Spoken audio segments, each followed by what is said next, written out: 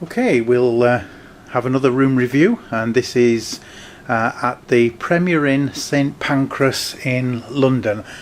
I've already done one review of this hotel and a room that I had, and I've stayed here 2 or 3 weeks previous to this, all in the similar type of room.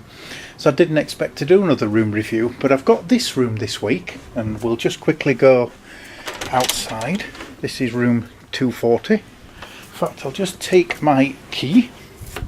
Room 240, and as you can see, if I go outside, down a corridor just out the back, and next to a fire exit, so handy if there's a fire, I suppose. But the room really is one of the worst I've stayed in. Certainly the worst I've stayed in here. So I'll go around it very quickly, show you some of the points.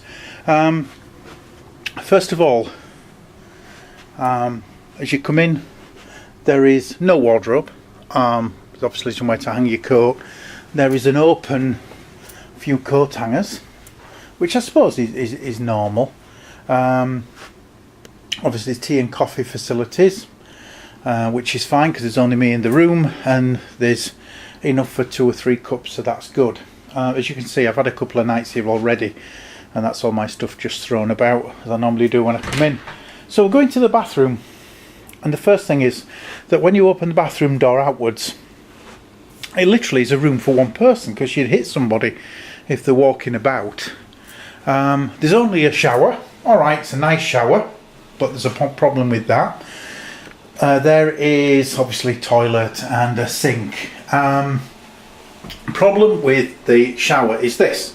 So I wanted to this morning obviously have a shower, and I reach in, and the only way is you almost have to get into the shower to turn it on. But of course instantly the water piles down onto you and it's freezing cold. So you have to endure that because it's so far to reach over. Then of course it went on and it was boiling hot. When I tried turning it down, I turned the temperature down, made no difference. It was still absolutely roasting hot. So it was a case of just jumping in as quick as you could under the shower to get as much sort of water on you to get soaped up and then get the soap off. There's a door there which I assume is an in-connecting door for another room, but I'm not sure about that. TV is a good one, again, a good big size, and it has that gadget at the bottom that allows you to connect a computer to it, should you want to watch something from your computer. The problem is, again, the other rooms have a nice big window that overlooks the main street in London. This doesn't. This has a tiny little window that overlooks an office. And there we are. So straight out, and you're looking straight into an office. And the other thing is, you can't hear it too now, funny enough, it's gone a bit quiet.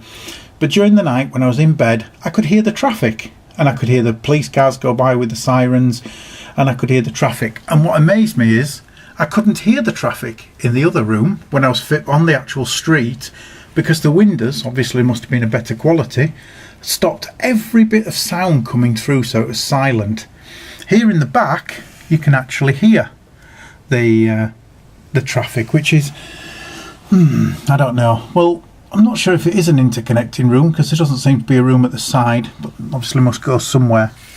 But basically, it's a very small room, the smallest I've had, certainly in this hotel, and for quite some time in a hotel.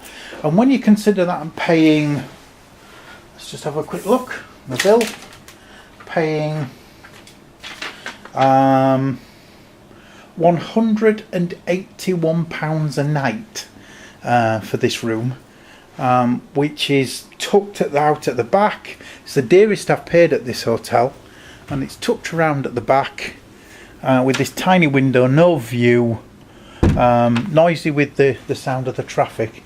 It is quite disappointing, I have to admit. Whereas I gave the other one a 9 because I was really impressed with the room that I had before.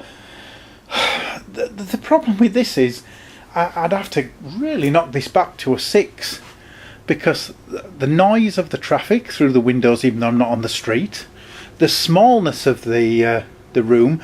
I don't have a bath, it's just a shower, which is difficult to switch on. The bed's fine, it gave me a good night's sleep, but having said that, yesterday I was up at 4 o'clock in the morning to travel down here, and then I went for a walk around London and not got back to the room until, what would it be, about 10 o'clock. So obviously I'd been out all that time and I was tired, so I at least had a decent sleep. And also the aircon, again, you can't hear it too much because I'm speaking, and it's never as noisy during the times when you're up and about. But once you're in bed, the air conditioning is really noisy, so I had to switch that off. Luckily it's not too warm that it bothered me, but it certainly is noisy. So yeah, a little disappointed, and for £181 a night, this is expensive. I think so. It's a lovely hotel across the road, a Pullman, really nice hotel, and I have a colleague in there paying £170 a night for a much nicer hotel. So I'll have to look into that, maybe, depending on what the price is for next week. So that's it. That's the room review at the Premier Inn St Pancras King's Cross.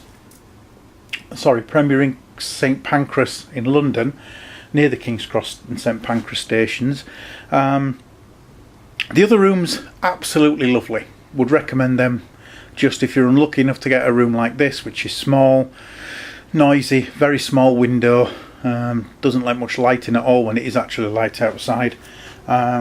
It's a little disappointing, but thanks very much for watching, and if you want to see more room reviews, then come back and visit. There should be some more room reviews going on over the next few weeks, since I'm going to be spending quite a bit of time in the room. Alright, thanks very much, and I hope you watch the next one soon.